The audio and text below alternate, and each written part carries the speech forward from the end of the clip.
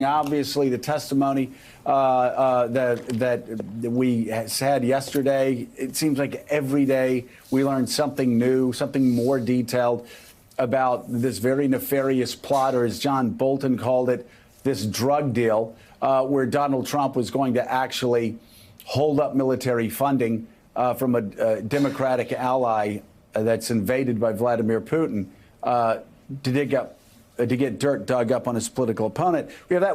So we'll talk about that a little bit. But first, why don't we talk about Michael Bloomberg talking about entering the race? I think he's 95% there, but entering the race because he's concerned about the weakness of Joe Biden, and also obviously concerned that Elizabeth Warren and Bernie Sanders have views that are too extreme for middle America and views that will get Donald Trump reelected. Yeah, Mayor Michael Bloomberg, billionaire, former three-term New York City mayor, filing papers today in the state of Alabama. Why is he doing it there? Because their deadline is at 5 o'clock today, so he's got to get in there to get the ballot. He's got to get enough. He's got to get enough signatures and also file a fee. So he'll be on the ballot in Alabama, which most people are viewing as him leaping into the race, although he hasn't officially said that. It certainly looks like he's headed in that direction. Gene Robinson, we talked earlier that Mike Bloomberg has flirted with this many times, getting into the race, a man who obviously can self-fund. He's worth $52 billion. But he said in March that he didn't see a path and that he wouldn't get in the race as sort of a vanity exercise. He wanted to get in to win and make sure he had a chance. Didn't think he could back in March. What do you think he sees differently this morning? Well, one thing he sees, I think, is he looks at those the number of undecided voters, Democratic voters, for example, in Iowa, which increased over the summer. It was 8 points higher at the end of the summer than at the beginning of the summer. And so you could conclude from that, just using the Iowa sample, that Democrats are not sure of this field. They're not sure where they want to go. There are potential weaknesses with all of the contenders and potential strengths as well. So I think he may see an opening there. He I think believes that the policies of Elizabeth Warren or Bernie Sanders are too far to the left for much of the country. I'm sure he thinks they're too far to the left for him. I think he disagrees with them. But I think just the general feeling of uncertainty among Democrats about the field, or among a significant number of Democrats about the field, are giving impulse to somebody like Bloomberg, to somebody like Eric Holder, to other people who were thinking about perhaps a late entry. Hey, Walter, Isaacson, you know Mayor Bloomberg very well. A spokesperson for the mayor said last night, Bloomberg is increasingly concerned the current field of candidates is not well positioned to take down President Trump in 2020. He added that Bloomberg would be able to take the fight to Trump and win. As I said, you know Mayor Bloomberg. Take us inside his mindset and why he made this decision. Yeah, let me state up front that I'm a member of the Bloomberg Philanthropies Board, which is an unpaid job. But, I get to spend a lot of time watching Mayor Bloomberg in action. And I think in his mind, it's true that the field has become weaker. But there's something else important, which is that he feels, and I think he's right, that President Trump has become more unhinged, more dangerous, that this has become more important than it's ever been. And, Michael Bloomberg he's not going to go out on a fool's errand. I think he's thinking this through clearly. But it's good to have another person come in and say, I actually know how to run a government. I know what Donald Trump is all about. I don't think he's positioning himself in one lane or the other. He's just very outspoken about the things he believes in, whether it's guns or climate change or crime or the economy. And he says, OK, I might as well get out there because the field is weak and the president's gotten more problematic. Joe, Alex put up a graphic before. I like to kind of produce and ask to put that back up because that said, yeah, there you go. There is nothing that would be more is going to get under Trump's skin more than this. Bloomberg is what Trump... But hold on, Donnie. Can we just say something? So let's keep this up. We know that Michael Bloomberg's worth at least $52 billion. I think he's probably worth more than $52 billion. I think that's a little low based on everything I know. Right. We don't know if Donald Trump's even a billionaire. No. He hasn't released his records. He's been scamming Forbes for years on how much he's worth to try to get on the list. And I'm not saying this to be cute. We really don't know if Donald Trump is even a billionaire. So I'm really hesitant to even put. We should put a question mark up by that. So I'm serious. I'm hesitant to. This guy may actually be in debt. He may not. You look. So let's just pretend it was $3.1 billion. Even with that, we've heard from David Fahrenthold that his properties are bleeding money. His Doral, and not just because it's been infested with bed bugs, according to this lawsuit, but Doral is losing money. All of his. I'm itching now. I'm thinking about Doral's bed bugs. All of his properties are losing a ton of money. So I'm not trying to be clever here. I don't think he's worth $3.1 billion. I don't think he's close to worth that much money. But let's go ahead and you go ahead and make your point. Okay. We're going to put it back up. I just thought we needed to put that caveat up. But go ahead. Let's put an asterisk next. Let's say it's $1 billion or $2 billion. There is nothing that is going to get under Trump's skin more than this. What Michael Bloomberg is, he's smarter than Trump. He's 25 times wealthier than Trump. He's more respected than Trump. And he is, I always keep saying, we're looking for the anti-Trump. And other than Trump being taller than him, Michael Bloomberg is bigger, stronger, richer, smarter than Donald Trump. And he is going to be able to throw Molotov cocktails at Trump like no other. By the way, if Donald Trump is watching this right now, he's just picked up the phone and started screaming at people. You know him. I know him. This is his Achilles heel. Well, Donnie, and one other point about the wealth, too. It's not just his assets. It's what he's actually given away to charity. You look at Bloomberg Philanthropies and the billions of dollars that he's endowed that's separate from even his own. Compared to Donald Trump having to owe $2 million. We always forget, there's so much with Trump. The most offensive thing probably of all the things, this guy yesterday was ordered by a judge to pay $2 million because he took charitable money, people that gave money to go to firemen, to go to children, and took it for his business and his political campaign. Do you know what a lowlife you have to be to do that? So at least to your point, a guy who's given $36 billion away to charity versus a guy that's literally stolen $2 million for charity. Well, and of course has been banned from using some of his charitable operations. Also, of course, we don't even have time to get into the scams that he ran with Trump University and so many other things. But, Walter Isaacson, let's talk about Michael Bloomberg's prospects, because just from 30,000 feet, he doesn't look like he has any more of a chance of winning the Democratic nomination than Donald Trump had back when he began in June of 2015. Trump was very low in the approval, had very low approval ratings, very high unfavorables among Republicans.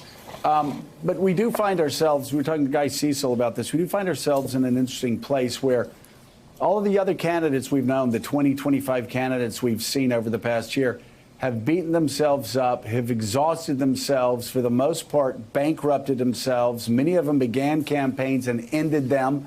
And now Bloomberg comes in. He doesn't compete in the early states, and he has the ability to do what no other candidate has the ability to do. On Super Tuesday, when 40% of the delegates are awarded, he can advertise as much as he needs in California, in Texas, across the South, across America. It's really hard to count him out, regardless of some demographic challenges he may have, or just being a billionaire. Absolutely. Before you handicap a horse race, you ought to look at the horses. And if you look at Michael Bloomberg as a horse, he's a person who could run this country. He's a person who has run a business in a crisp way, a real business, not a fake business the way Donald Trump has. He's somebody who has a real heart, who has truly been generous and done it based on data, on metrics, but also on caring about people. So he is somebody, instead of saying, well, he's got this attribute or that, if you just look at him, he's sincere, he's straight talking, he's honest. He's going to put some people off because they're going to say, well, you should apologize for stop and frisk or something like that. And he's going to explain, well, here's what really happened. It wasn't the way you're talking about it. And he's going to defend what he believes in.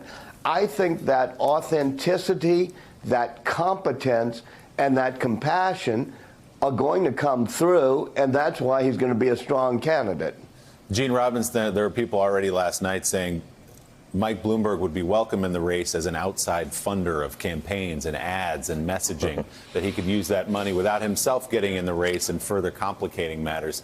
He could dump his money into the race and be more helpful that way. I'll let you take a crack at that, but I also want to ask you about some of your own reporting. Gene tweeted this last night, quote, "It gets even more interesting," Gene writes. "I hear from a good source that Eric Holder, the former attorney general, has been consulting strategists about possibly jumping into the Democratic presidential race." Gene, what more can you tell us about that? That's basically all I can tell you about that. Thanks for being here, Gene. Have a good weekend. But I did hear that. It's a source, obviously, I believe, who said that's been going on and that he's giving it serious consideration. And again, it's I think because of perceptions of the field. And look, the candidates who are in the field now each has their loyal and dedicated supporters who think they would be the great president, but there are a lot of Democrats who are undecided and who are nervous, who expected a different Joe Biden, who expected perhaps Kamala Harris to her campaign to catch fire, who expected, who didn't expect the sort of uncertain race we have now, and who understand the stakes of defeating Donald Trump. So I think that does create an opening. The interesting thing for Bloomberg and for anybody else who's thinking about getting in at the late stage, to me, is that Joe will correct me if I'm wrong, but you actually you have to go out and ask people for their votes, right? You have to connect with people at some point, or you're not going to win the nomination. So he's got to connect with Democrats, and it would be interesting. All the money he could spend on Super Tuesday would certainly make a big difference. But at some point, he's got to make people feel it in the gut that he's their guy, that he represents them and their interests and their ideas and their ideals. And so I think that's his challenge starting late, to sort of get out there and make the sale. Joe, obviously all of this anxiety is born out of the urgency among Democrats to ensure that Donald Trump doesn't get 4 more years in the White House. But what's your read as you look at it? Is this different than the sort of ritual we have every 4 years, maybe around this time of a presidential campaign, where Democrats or Republicans on the other side look at the field and say, we got to get some new people in the race. This isn't going the way we hope it would go or the way we expected it to go. We need some new names, some fresh faces. Do you think this is different than that? Well, I do, but let's go back 4 years ago, and Willie, Republicans, rank-and-file Republicans who are now bowing down and kissing Donald Trump's shoes every day, were frantically talking behind the scenes, including Mike Pence, about how Donald Trump was not fit to be president of the United States. Lindsey Graham was saying it even in January and February of 2016.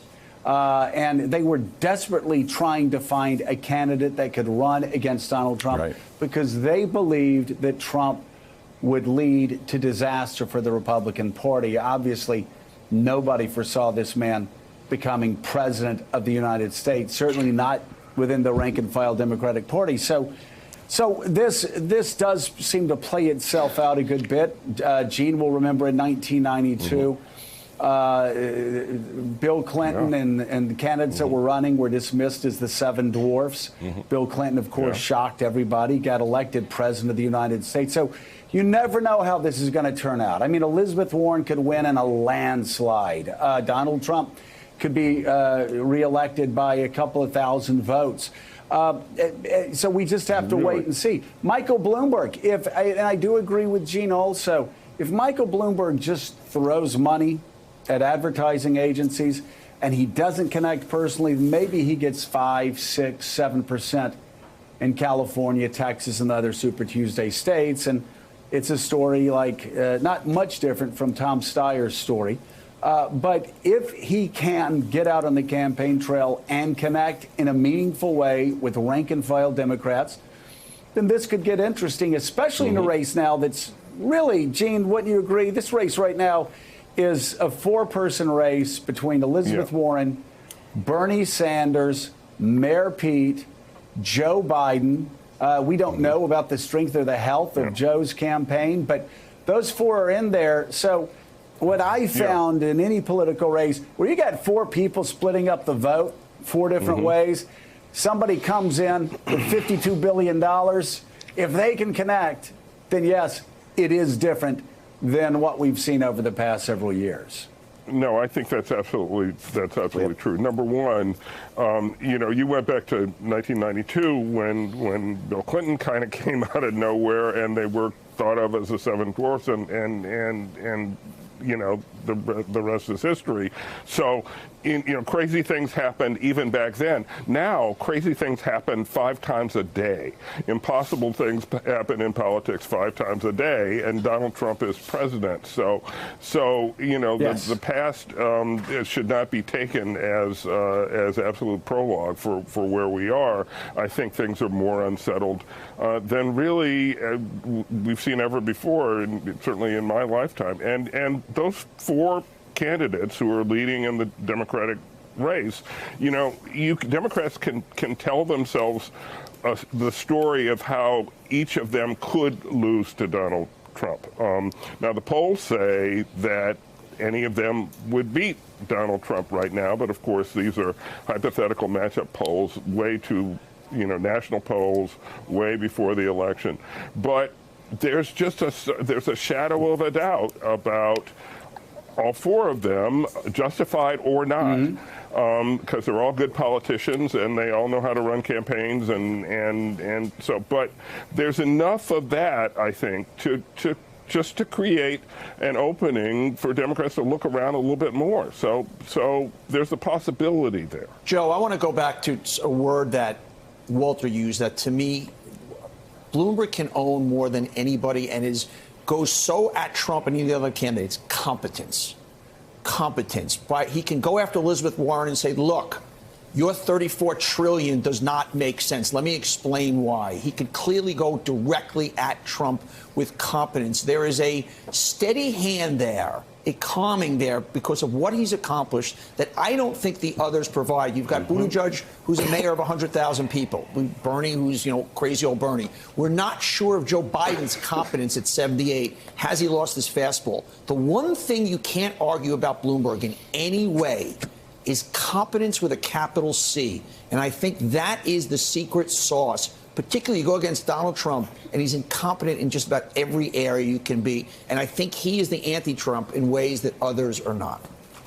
So, Willie, you know how Donnie has people in little red vests running behind him, cleaning up the streets when it snows on the Upper East Side. That's, of course, our job. For the rest of us, that's our job after Donnie speaks. Let me put on my little red vest right now and Willie say that, first of all, I don't think that Bernie is crazy old Bernie. He's very effective and very successful. Secondly, I don't think that mansplaining, and I think Donnie's exact quote was, Bloomberg could explain to Elizabeth Warren why her plan doesn't work. Perhaps mansplaining in the age of Trump may not be. It's not agenda, Joe. That had nothing to decide. That nothing to do with agenda. It would be if anybody was proposing Medicaid for all for $34 trillion. So that my little red vest is going to come back at your little red vest. It had nothing to do with mansplaining. You just may want to put it in different terms. I do want to say this, though, throw this up on the table. If anybody, so we're looking at Elizabeth Warren right now, and a lot of people are skeptical of Elizabeth Warren. Why? Not because she isn't a great political athlete, not because she can't win the Democratic nomination, But a lot of people are concerned she's not going to win Wisconsin. She's not going to win Michigan. She's not going to win Pennsylvania. She's not going to win North Carolina. She's not going to win Florida. She's not going to win Arizona. She doesn't have the political persona that the people that make up the conventional wisdom, who were, of course, wrong all the time, think that she could win those states. So let's just move forward and say, okay, Michael Bloomberg comes in. He runs the table on Super Tuesday. He wins the nomination. Does anybody at this table think that Michael Bloomberg is going to do well, better than, let's say, Elizabeth Warren or others in Wisconsin, among working class whites in Michigan, in Pennsylvania, in North Carolina, in Florida or Arizona? And I just throw that open to the entire table here. Walter's nodding. Go ahead, Walter.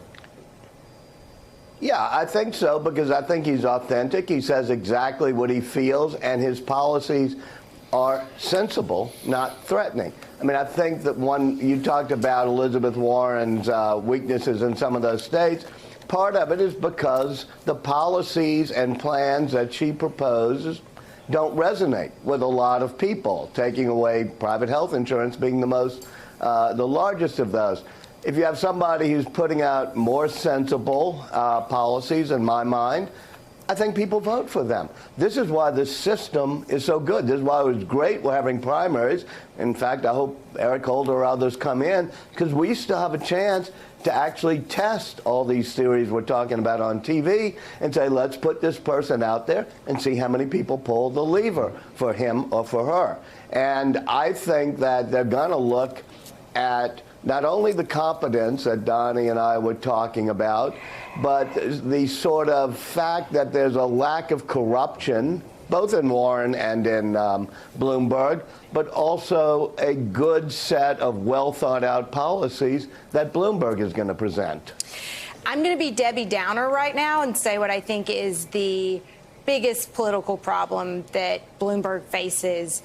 Obama was coming for your guns. Bloomberg is really coming for your guns. If that was an effective attack line when President Obama was running, I think that Mayor Bloomberg's positions on gun control are going to be a problem with a lot of states that he will frankly need to win if he needs to win the presidency, if he's going to win the presidency. You know, Willie, we all, when people are running, they seize on certain things. I always talked about the National Helium Reserve, how we wasted money on the National Helium Reserve. You get something that's very small. Do we have one of those? And it was we did at least in 1994, okay. Because who didn't? I mean, dirigibles, maybe the Hindenburg went badly, but maybe we were going to use it in the 96 war. Yeah.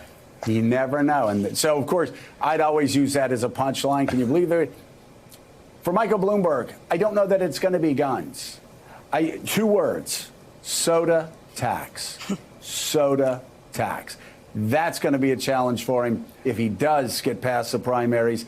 And can you imagine the fun that Donald Trump would have with Michael Bloomberg? He wanted to even tax your sodas because he thinks he knows better than you know what your family should eat or even drink. I think those are the sort of things that may have appealed to some people in New York City that certainly would fall on deaf ears across the industrial Midwest. And by the way, you're not kidding about that. Donald Trump knows how to push those cultural buttons that resonate with a lot of people in this country. And I bet we will see a tweet this morning from Donald Trump and maybe even talk about that soda tax. Still ahead on Morning Joe, we'll read from Gene's new column entitled, "Enough with the Latin. What Trump did was bribery." Plus, the fall of the Berlin Wall 30 years later. NBC's Tom Brokaw was there as it happened 3 decades ago, and he joins us live for a special look back from Berlin. Tom Brokaw, just a moment on Morning Joe.